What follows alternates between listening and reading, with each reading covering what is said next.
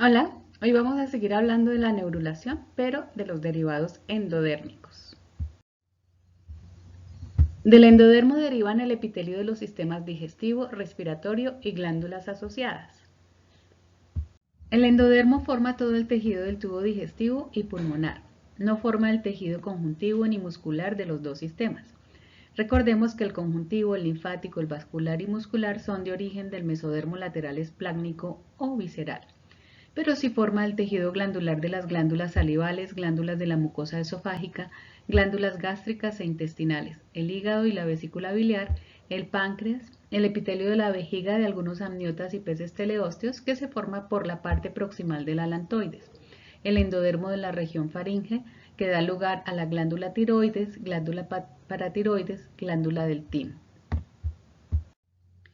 En amniotas, el tubo digestivo se forma por cierre caudal cefálico que acompaña a la flexión cefálica y caudal y cerramiento lateral dejando aparte y pendiente el saco de la yema. Veamos cómo se da el plegamiento lateral que permite el cerramiento del tubo digestivo en amniotas y la separación del saco de la yema. Para entenderlo debemos ver el embrión en vista transversal. Al iniciar la gastrulación tenemos epiblasto, hipoblasto y las dos membranas extraembrionarios, amnios y saco de la yema.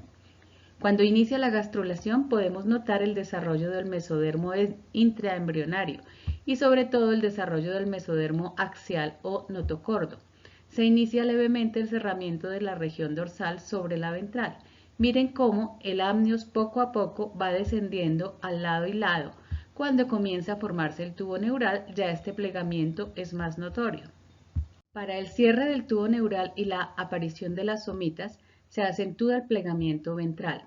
Durante la diferenciación del mesodermo intermedio y lateral, el amnios se ha plegado casi completamente y el embrión mismo deja de ser plano y se cierra sobre sí mismo hasta que finalmente el saco de la yema queda afuera del cuerpo del embrión y el tubo digestivo terminará formándose aparte del saco de la yema. También hay flexión cefálica y flexión caudal, lo que permite la formación del tubo digestivo anterior y posterior y progresivamente el intestino medio. Esta se puede apreciar viendo el embrión de lado. El primero de los estados acá a la izquierda pueden ver el embrión en neurulación temprana. Miren que ya el embrión no es plano. La región del ectodermo cefálico en 11B es más protuberante y se destacan las membranas orofaringea y la cloacal. El amnios también se curva anteroposteriormente con todo el embrión para dar las flexiones cefálicas y caudales respectivamente. En las figuras del centro y la derecha vemos ya cómo se ha plegado y las flexiones son más que evidentes y se ha comenzado a formar el corazón. El alantoides ha aumentado de tamaño y está inmerso dentro del mesodermo extraembrionario que conecta el embrión con el citotrofoblasto. Si vemos el embrión haciendo cortes transversales de su cuerpo y sin sus membranas extraembrionarias dorsales durante la neurulación, en el proceso de cerramiento ventral del tubo digestivo en 3 niveles, la región anterior, la región media, que comunica con el intestino medio, y en la región posterior, veremos cómo es que se cierra finalmente toda la pared del cuerpo del embrión en la región ventral y así cerrando el tubo digestivo ventral. En la región anterior, en el estado 29 y 30 de 30 días después de la fertilización, se puede ver claramente cómo hay progresivamente la convergencia ventral del amnios de manera que se cierra la pared ventral del cuerpo, dejando el tubo digestivo internamente. Aquí estamos a nivel del intestino anterior en la región torácica, por eso estamos viendo el septum transversum en naranja que formará el diafragma. En la región caudal o posterior vemos cómo también el amnios termina cerrando por completo el embrión y la pared del cuerpo termina dejando el intestino dentro de la cavidad abdominal. Se alcanza a ver también el alantoides. Veamos acá de nuevo cómo con el progreso de la neurulación el embrión queda completamente envuelto por el amnios y hay un cerramiento ventral que permite formar el tubo digestivo y dejar afuera el saco de la yema. Entonces, el tubo digestivo primitivo tiene 3 regiones: el intestino anterior, el medio y el posterior. El anterior y el posterior se forman gracias a la flexión cefálica y la flexión caudal, respectivamente, y el cerramiento ventral de todo el embrión. El intestino medio se formará finalmente aislando el intestino del saco de la yema, que quedará unido finalmente solo por un pedicelo. Para el día 22 ha avanzado el plegamiento cefálico y caudal, de manera que ya en el centro del embrión queda una conexión con el saco de la yema a nivel del intestino medio, y con el cierre anterior del tubo neural se van desarrollando los esbozos de las glándulas y sistemas derivadas del tubo digestivo. El intestino anterior se da por crecimiento y extensión de la región cefálica del arquenterón primitivo, que acompaña al crecimiento de la región neural. La cabeza primitiva está compuesta en su porción anterior de los tubos neural y el intestino anterior, orientados por encima y por debajo de la notocorda respectivamente.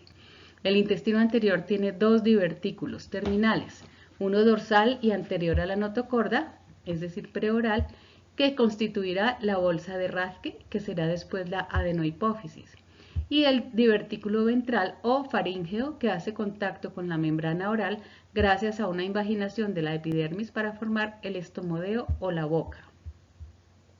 Entonces, con el plegamiento cefálico y caudal del embrión, así como el cerramiento ventral, se van cerrando el tubo digestivo, formando el intestino anterior, que corresponde a la región de la garganta, y por el lado caudal se forma el intestino posterior.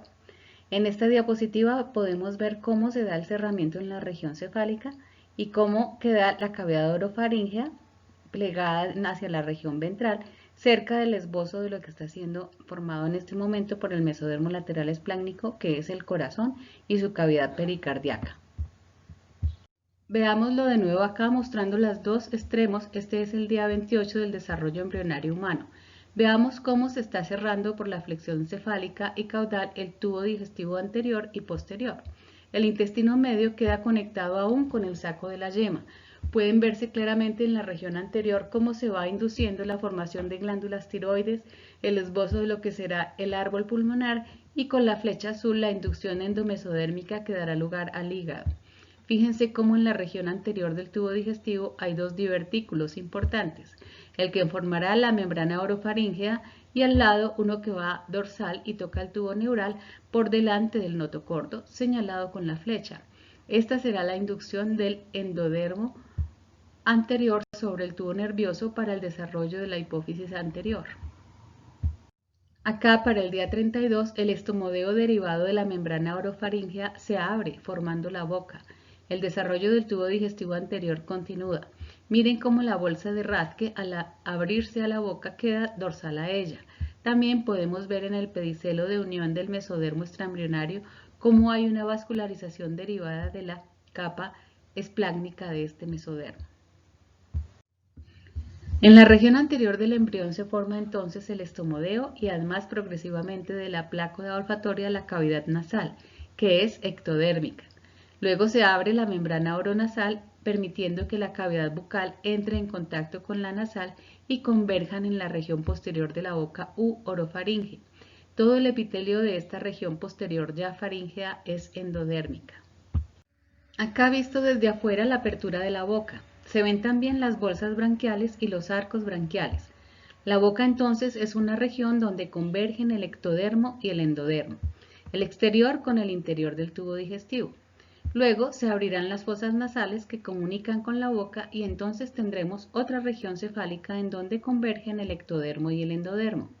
En la región posterior de la boca y faringe se forman entonces las bolsas y los arcos branquiales. El primer arco faríngeo, 1, es el primero en aparecer y separa el estomodeo del pericardio.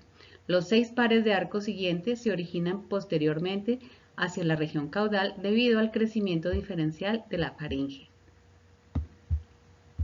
La faringe entonces forma las bolsas faríngeas como unos engrosamientos del tubo digestivo en esta región cefálica posterior a la boca. Desde el exterior y convergiendo con esas bolsas entra tejido ectodérmico para formar las hendiduras branquiales, y entre hendiduras y hendiduras se desarrollan los arcos branquiales atravesados por los arcos aórticos, los cartílagos branquiales y los nervios pares craneales de las branquias. Los derivados endodérmicos de la faringe son importantes glándulas además del epitelio de esta zona del tubo digestivo. Entonces, en la región anterior del tubo digestivo, en la parte posterior a la boca, está la faringe inicial, que forma las bolsas faríngeas. Miren acá cómo se forman también los primordios o esbozos de las glándulas asociadas, por ejemplo, el tiroideo. Las bolsas branquiales están irrigadas por los arcos aórticos que ya vimos. Los arcos faríngeos se localizan ventrales al corazón y pueden verse en la superficie ventral del embrión. Acá podemos ver los arcos faríngeos en corte longitudinal como se verían desde una vista ventral. El fondo es el endodermo de la faringe. La región de los arcos branquiales y las hendiduras y bolsas faríngeas es compleja. Está formada por componentes de los tres tejidos embrionarios. En la región externa, el ectodermo cutáneo forra el embrión, pero también forma las hendiduras branquiales o lugares en donde se forman los surcos que acercan el ectodermo con las bolsas branquiales que crecen del endodermo faríngeo hacia afuera. En cada uno de los arcos encontraremos un elemento esquelético o cartílago branquial de origen de las células de la cresta neural, es decir, ectodérmico, y su respectiva inervación, que vimos tiene componentes de las mismas células de la cresta neural y del ectodermo neural. También hay musculatura de los arcos branquiales que deriva del mesodermo, así como el sistema circulatorio o arcos aórticos que derivan del mesodermo lateral esplácnico. Es fundamental ver el desarrollo del intestino anterior porque acá aparece la región faríngea donde se desarrollan los arcos branquiales, que son una serie de 5 barras de cartílago que se desarrollan sobre la región ventrolateral de la región cefálica posterior. Forman parte de los arcos branquiales o faríngeos. Los arcos se recubren de ectodermo. El ectodermo entre los arcos forman pliegues llamados las hendiduras branquiales, que se acercan al endodermo faríngeo que forma a su vez bolsas faríngeas. Así, los arcos se bordean internamente por la faringe, que es endodérmica. Cada uno de los arcos faríngeos es separado por un pliegue faríngeo y una bolsa faríngea. Las bolsas y los pliegues se aproximan formando la membrana faríngea. Cada arco contiene un centro cartilaginoso, un arco aórtico, un nervio craneal y musculatura. Entonces, cada arco contiene un componente nervioso, los nervios branquiales, un componente cartilaginoso, el esqueleto branquial, una arteria aórtica y musculatura branquial. Ya sabemos que las células de la cresta neural migran desde el tubo neural formando el esqueleto cartilaginoso de los arcos branquiales. También forman los ganglios de los nervios craneales. El mesodermo lateral esplácnico forma entonces los arcos aórticos. Acá, de nuevo, un detalle de la faringe en verde con sus hendiduras faríngeas abiertas, como en los organismos acuáticos, peces y en las agallas de los renacuajos, y la circulación de los arcos aórticos y su relación con el corazón en formación. Cada uno de los arcos branquiales tiene sus nervios y los ganglios correspondientes que luego, cuando cada arco forme estructuras particulares, llevarán la inervación a cada una de las regiones que derivaron de ellos. Recordemos que estos nervios derivan tanto del ectodermo neural de la región del romboencéfalo, así como de las células de la cresta neural que migraron para formar los ganglios sensitivos de estos nervios. Entonces, los arcos branquiales definen a la faríngula, el estado de la neurulación en donde se hacen evidentes. Los arcos branquiales están compuestos de una serie de 5 a 6 barras de cartílago que se desarrollan sobre la región ventrolateral de la región cefálica y rodean a la faringe. Se recubren de ectodermo cutáneo. Este ectodermo forma hendiduras branquiales.